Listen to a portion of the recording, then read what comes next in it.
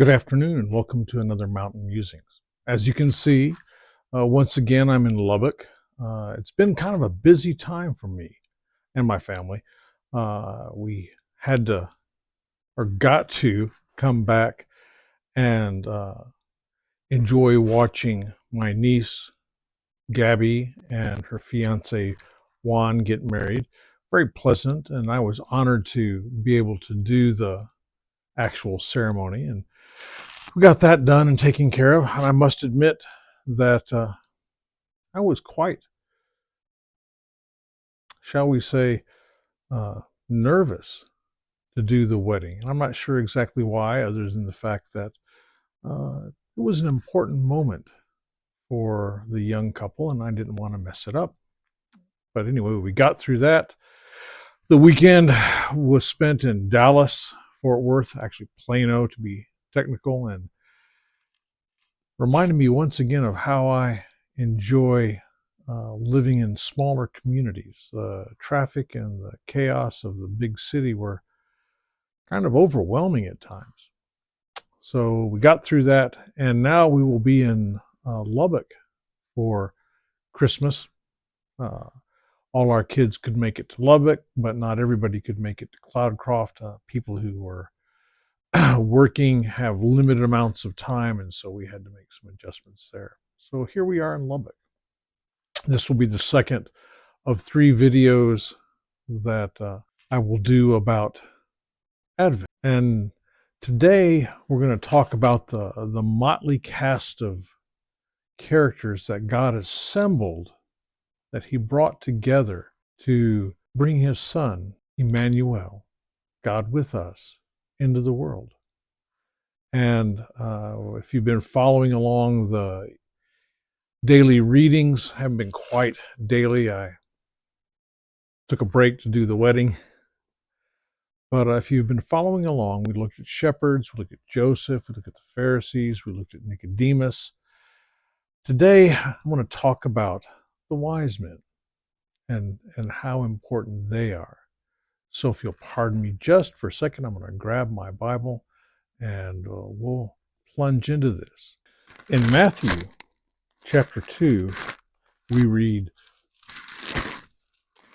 "Now after Jesus was born in Bethlehem of Judea, in the days of Herod the king, behold, wise men from the east came to Jerusalem, saying, Where is he who has been born King of the Jews? For we saw his star when it rose, and have come to worship him." Skipping on down, verse 10. "When they saw the star, they rejoiced exceedingly with great joy. And going into the house, they saw the child with Mary his mother, and they fell down and worshipped him. Then opening their treasures, they offered him gifts, gold and frankincense and myrrh. And being warned in a dream not to return to Herod, they departed to their own country by another way." Matthew chapter 2, verses 1 through 12. I've always enjoyed the wise men. They mean a lot to me. The wise men teach us a couple of things that I think are important for us to know and understand. Number one, they remind me that as a Gentile, someone who's not born a Jew, God came for me. God welcomes the Gentiles. And we don't know much about the wise men. They're some of those mysterious characters in the Bible. They show up from the east. We don't know where. We can surmise, and there are all kinds of books and other things written about where the wise men might have come from. But all we do know is they showed up from the east.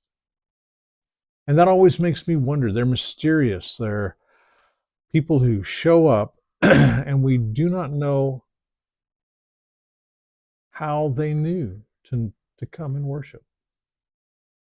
Again, we surmise that they may have gotten some of their understanding and knowledge from the Jews that were deported to the east, to Babylon during the Babylonian exile. But again, that's just something we surmise. We don't know. We don't know their religious background, what they did. All we really know is that they saw a star that they knew heralded the arrival of the new king of the Jews, and they went to worship. Why they went to worship, we don't know. There's just so much we don't know, and God has chosen in his own economy to withhold a lot of that information. So the Magi, the wise men, they remind me that God has a place for me as a Gentile. And in fact, if you read much of the prophetic literature, there's usually, frequently at least, a little spot in which God says, I'm also going to reach out to the Gentiles. And so the Magi, the wise men, they are a reminder that God reaches for me. Another thing that the Magi, the wise men, teach me is that God is worth the journey. The Magi come and they have traveled a long distance. And again, we do not know where they come from. We just know it's from the east. But if they came from the east, they had to cross a significant amount of desert to get there. The big desert there in the Middle East is wide. And they teach me that God is worth the sacrifice. They must have had to expend a significant amount of energy, time, resources to get there. But whatever it was that they expended, they felt that God was worth it. Plus, they brought gifts. They brought gold and frankincense and myrrh. That's why we always say there were 3 wise men. We don't know how many. We just know they brought 3 gifts, gold, frankincense, and myrrh. But whatever, they teach me that God, Jesus, Emmanuel, God with us, is worth the effort. He's worth the time it takes to come and to worship. So the wise men teach me that God reaches for Gentiles. He reaches for the people who the Jews did not, and he is worth the effort. And the last thing that I wanted to think about today in terms of the wise men is how God reaches for people that the religious authorities, the Pharisees, the Sadducees, the priests, and the Levites, all those folks, ignored. And that tells me that God reaches for all people. He loves all of us. And that's an important thing for me to think about because you see, like the Pharisees, I tend toward compartmentalizing my life. I tend towards viewing some people as not really worthy. And that's how the Jews viewed the world. All those who were Gentiles were not worthy of God's effort. And so they tended to ignore them.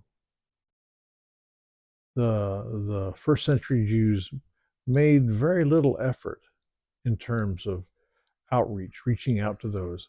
And the wise men tell me that God reaches out for people that I might consider unreachable, for people that I might consider not part of the plan. You see, God has a big net, and this is particularly challenging for me as a modern day American Christian because I tend to view certain portions of our society as relatively untouchable. These are people that God really wouldn't reach for.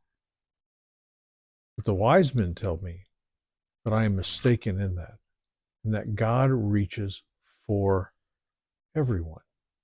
This does not mean that everyone responded. We only know a small group of wise men who showed up. And interestingly, When they show up at Jerusalem and they talk to Herod, the religious leaders of Jerusalem made no effort to go and worship. The wise men did. They made great effort. They came from afar and they came to worship.